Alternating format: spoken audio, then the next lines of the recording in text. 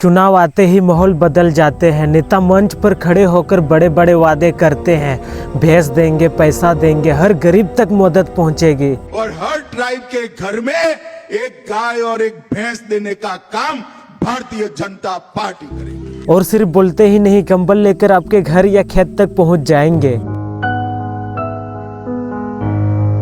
लेकिन एक सवाल, चुनाव जीतने के बाद वही नेता कहां चले जाते हैं? क्या सच में गरीब की जिंदगी बदलती है या सिर्फ वादे ही बदलते हैं? भाई लोग, चुनाव के समय सबसे बड़ा लक्ष्य होता है वोट जीतना। इसलिए नेता क्या करते हैं? सीधा जनता से जुड़ते हैं, छोटी छोटी मदद देते हैं, ऐसे वादे करते हैं जो तुरंत असर डाले।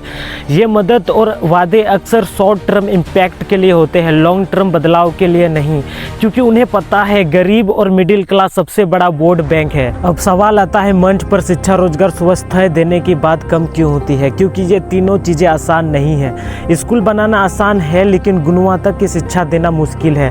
पर अगर सरकार चाहे तो ये देना भी मुमकिन है। नौकरी देना सिर्फ सरकार का काम नहीं, इसके लिए इंडस्ट्री, इन्वेस्टमेंट, स्किल सब चाहिए।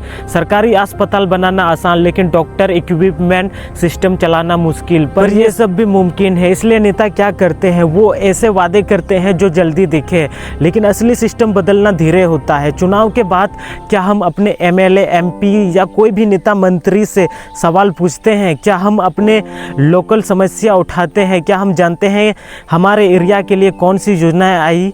अक्सर जवाब होता है नहीं। और यही सबसे बड़ी कमजोरी है। जब जनता सवाल नहीं पूछती तो सिस्टम भी ढीला पड़ जाता है। और अभी के समय कौन ही भला पूछना चाहेगा नेता मंत्रियों से सवाल?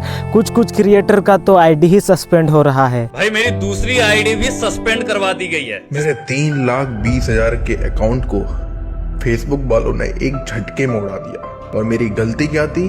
गलती सिर्फ इतनी थी कि मैंने लोगों को सच बोला। मेरी गलती सिर्फ इतनी थी कि मैंने जानकारी के लिए वीडियो बनाई। 17 मार्च को ही सस्पेंड करवा दिया जाता है। और भारत एक लोकतंत्र देश है जहां हमें सवाल पूछने का अधिकार है। तो फिर सोशल मीडिया पर आईडी क्यों बंद हो रही?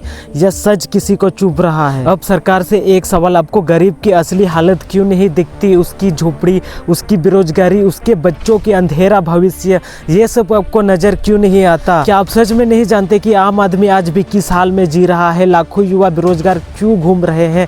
सरकारी स्कूलें क्यों टूटे फूटे रहते हैं? ऐसे कई तमाम असुविधाएं हैं। अगर जानते हैं तो फिर बदलाव क्यों नहीं आता?